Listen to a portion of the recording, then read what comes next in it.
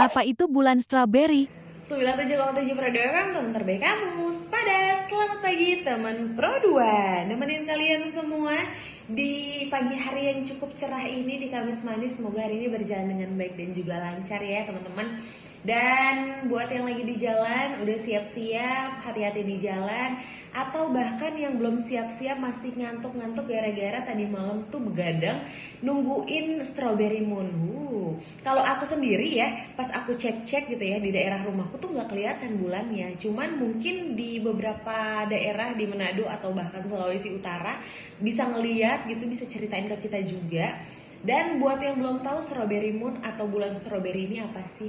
Jadi ini tuh awalnya tradisi dari suku Algonquian, correct me if I'm wrong ya, cara penyampaiannya, yang ada di Amerika Utara. Ini mengaitkan juga sama panen stroberi. Nah, fenomena ini sebenarnya fenomena astronomi, teman-teman, yang menghiasi langit malam ini.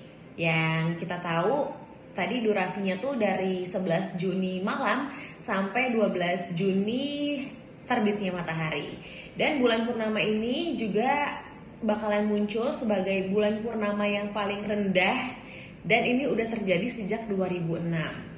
Nah, kenapa bisa rendah? Karena dipengaruhi juga sama fenomena astronomis langka yang namanya Major Lunar Standstill, di mana posisi bulan bakalan tampak lebih rendah di cakrawala selatan, dan ini jadi salah satu hal yang sangat langka.